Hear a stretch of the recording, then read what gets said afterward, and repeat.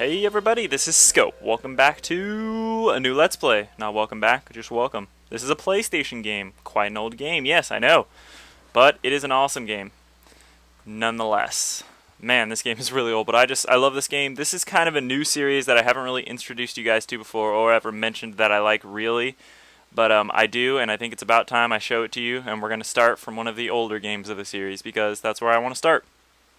And it is indeed produced by Konami Computer Entertainment Japan.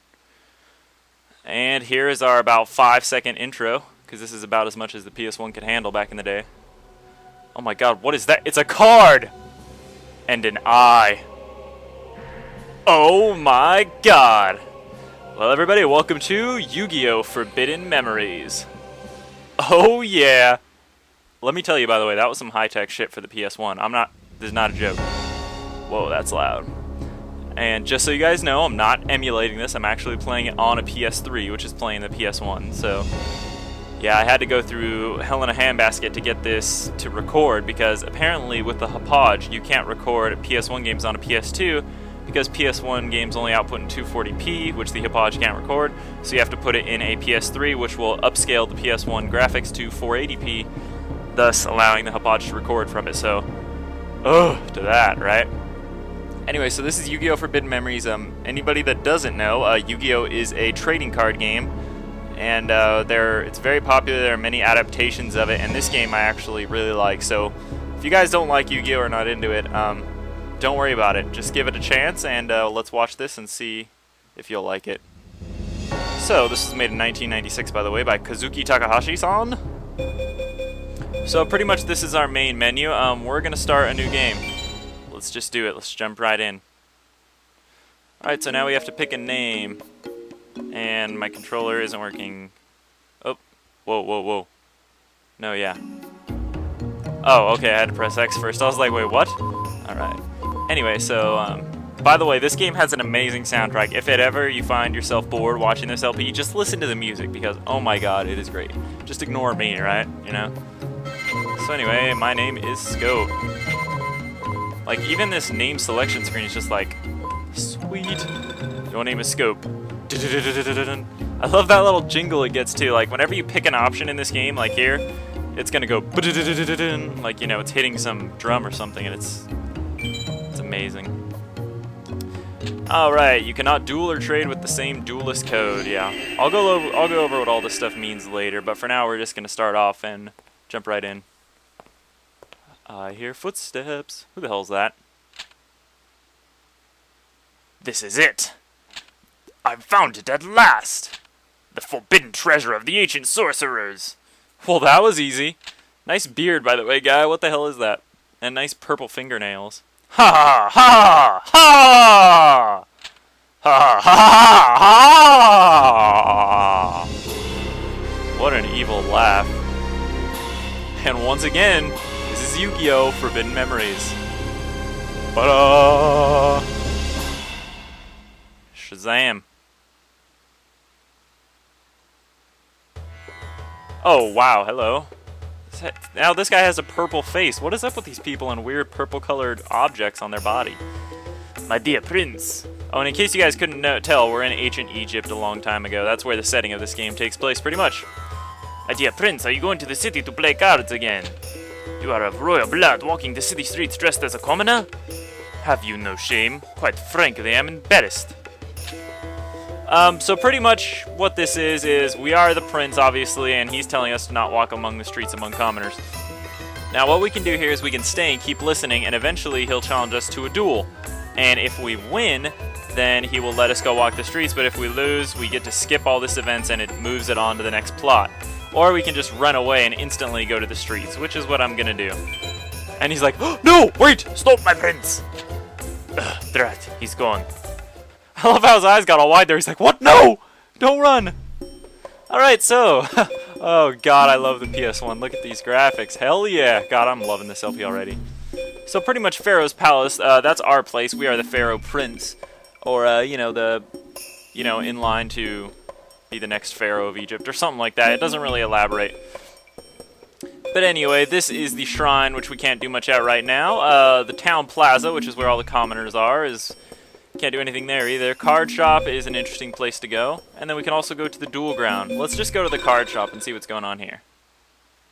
Let's do it. Hello there. Oh, so here is pretty much where this is the main menu of the game. If you want to return to the title, you can do that. If you want to build your deck or change your cards in your deck, we can do that, which I will give you a synopsis on that now. Let's just give you a brief overview. So this is our introtacular. So pretty much this is our chest. This is where the cards that we acquire in the game are going to go. And by pressing by pressing R2 and L2, you can go up in here. So these are cards we already have. That's why they're blurred out. By pressing select, you can change the order of them by doing that. And now if you press to the right, we're going to have our deck. Now your deck, you can only have 40 cards in maximum and minimum in this game, so you always have to have 40 cards. Now this is the deck we are automatically assigned with. Now as you can see, right next to these cards on the right, they have attack power and defense power. So yeah, I'm not going to explain the whole gist of Yu-Gi-Oh! Right now, but pretty much in battle, your attack power has to be higher than the opponent unless you're in defensive mode. And then all those other symbols to the right don't mean anything important yet until we get into battle. But pretty much this is our starting deck, and your starting deck is pretty much, it's either always the same or randomized, I'm not too sure. But anyway, if we ever wanted to change stuff when we get new cards, that's where we want to go. And then here you can also save. It doesn't autosave, so you do need to save. And contrary to this being the card shop, you can't actually buy cards here. What do you know? So let's just leave the shop. And now we want to go to the duel grounds. Let's see what's going on here. Do-do-do-do-do. Oh, hello. I've been waiting for you, Scope. Jonah was already here a few minutes ago, but he's gone now. How about a duel? So this is our friend Taya, or I think her name's Tayana in this game. Everybody's name is slightly changed from the anime. She's obviously Taya from the anime, and Jonah is Joey. So apparently we do have friends here. We're not just some high and mighty prince. We actually, you know, have friends that live in this place too. So she wants to duel. So let's duel. We can duel somebody else if we want, but I want to duel her. Okay, let's play. Hope you're not a sore loser. So this is a good practice duel. I prefer not to duel Simon, who is that guy we first talked to. And I prefer to duel her because she is more worth it. Pretty much it'll give you a chance to edit your deck before every battle, which is nice. But just press O to exit, and we can actually do it here. So, sorry, this first episode is going to be super introtacular. Sorry about that, but that's just how it is sometimes, you know? That's how it is all the time, right? Anyway.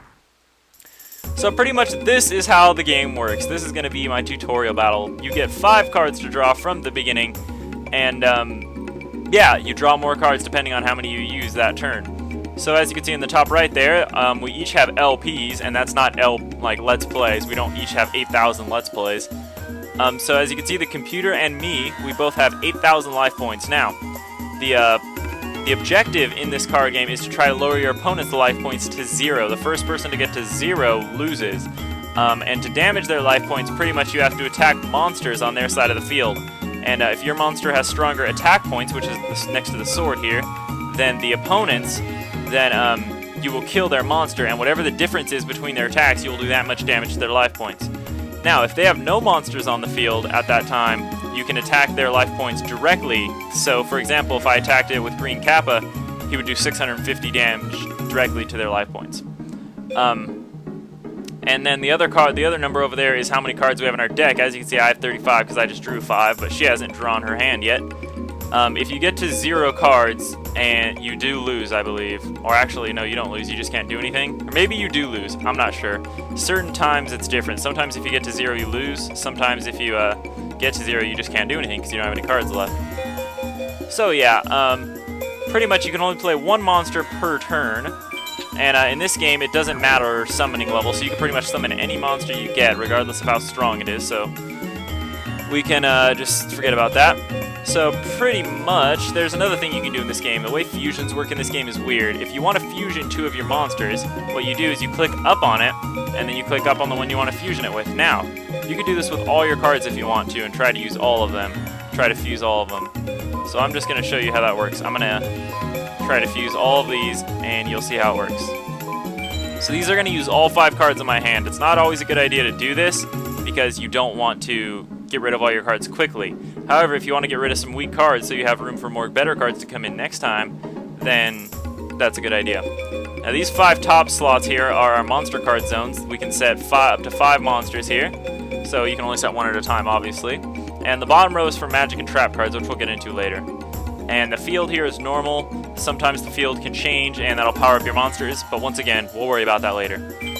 Alright, so none of these monsters are fusing, as you can see. None of them are compatible to fuse with each other. If they were, they would have fused together and made a different card, and then that would have made a new monster. However, if one of my other cards didn't fuse with that as well, the next one's coming in, it would have just knocked that card out. Now you'll get this, if it's not making sense now, it'll make sense the further on we get into the game. Now Guardian Star, this is something unique to this game. Pretty much you just pick one of these, and your opponent, when they set down a monster, they're going to pick one of their 2 available Guardian Stars. And certain Guardian Stars trump other ones, whereas they're weak to other ones. So, for example, if we attack them and our Guardian Star is trumping theirs, then we get 500 extra attack points. However, if we were weak to their Guardian Star, they gain 500 attack points. And if our 2 aren't compatible, then nothing happens. So, you know, that's sometimes good to keep in mind. And when their monsters come out, we can take a look at theirs. Now, since it's the first turn, we can't attack directly or do anything because she hasn't had a chance to send any monsters down. That would be unfair. Now, if you want, you can also put your monster in defense mode here, and what that will do is when your opponent attacks them, it will base it off their defense points. If they have more attack points than you have defense points, your monster dies. If not, then they lose life points. If you attack a monster and it's whatever its number is that you're attacking, if it's higher than yours, you will lose the difference instead of your opponent losing the difference. Now, the reason you like defense mode is because if your opponent attacks you in defense mode and you die, they have more points than you on your defense, you won't lose life points, you won't lose the difference because you're in defense mode. But the downside of defense mode is you can't attack your opponent when you're in defense mode. So there you go. We're going to leave this guy in attack mode because I feel that we're okay. Now another thing is if you don't fuse your monsters and you just click one card and set it down, you can set it face down so that your opponent can't see it.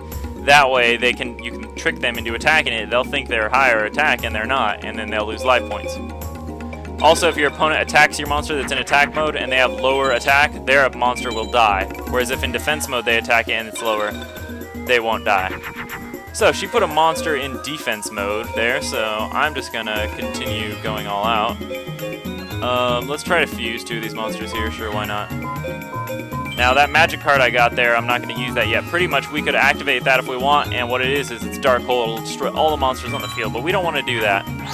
Okay, and see, these 2 monsters fuse.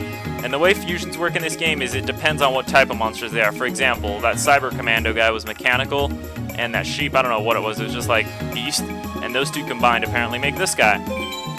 So he is Gigatech Wolf, he's slightly higher attack, so that's good. So what I'm going to do is I'm going to attack this guy over here. Now our Guardian Stars aren't compatible, and he only had 400 defense, so I killed him. So now we're going to use Gigatech Wolf, and we can attack her life points directly. She's going to lose 1,200 life points. Awesome, so now she's down to 6,800. Cool, and then we just press start to end our turn. So that's pretty much the basics. Quite a mouthful, and if you understood it, congratulations. And if you're still watching, also congratulations.